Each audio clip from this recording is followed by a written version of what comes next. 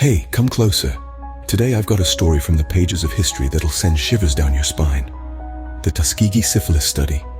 Picture this. It's the 1930s, a time of big changes, but also some very dark moments. Imagine being told you're getting free healthcare, only to find out it's a part of a medical experiment.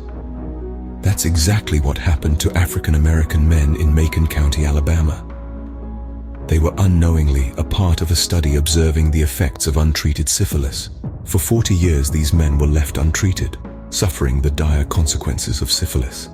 A cruel game of deception played out in real life, where the players weren't aware they were even part of the game. Health complications arose, as one would expect. Paralysis, blindness, mental instability. These were just some of the horrific conditions these men had to endure. And the ripple effects were far-reaching. Families were torn apart, their lives forever marred by the deceit and neglect of those they trusted with their health. Children lost fathers, wives lost husbands, all in the name of a study that held no value for those who were its subjects. The suffering of these men and their families was more than just unfortunate circumstances. It was a profound breach of medical ethics, a grim reminder of the importance of trust, respect, and informed consent in any healthcare setting. The Tuskegee Syphilis Study was a dark chapter in medical history, but it led to significant changes. The story doesn't end with the unethical treatment of these men. It continues with the public outrage and the sweeping reforms it triggered. The study's revelation in the early 1970s ignited a firestorm of public condemnation.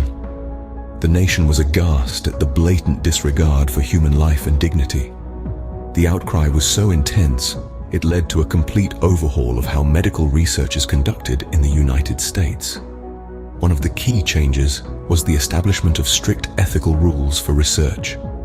The Belmont Report, published in 1979, laid the groundwork for these rules. It emphasized respect for persons, beneficence, and justice as the cornerstone of ethical research. These principles, now etched in stone, ensure that the rights and welfare of research participants are always protected. But the changes didn't stop there. The outrage also led to laws to protect individuals in medical studies. The National Research Act of 1974 was a landmark legislation. It established the National Commission for the Protection of Human Subjects of Biomedical and Behavioral Research. This commission was charged with identifying the basic ethical principles that should underlie the conduct of biomedical and behavioral research involving human subjects.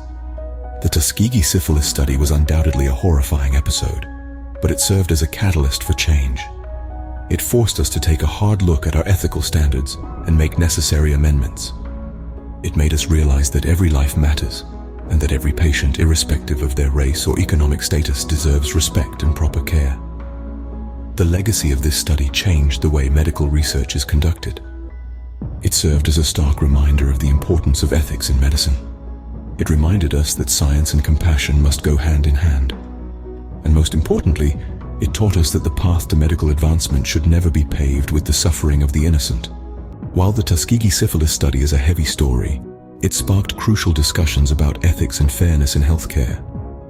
The study's legacy is a stark reminder of the importance of informed consent and trust in the doctor-patient relationship.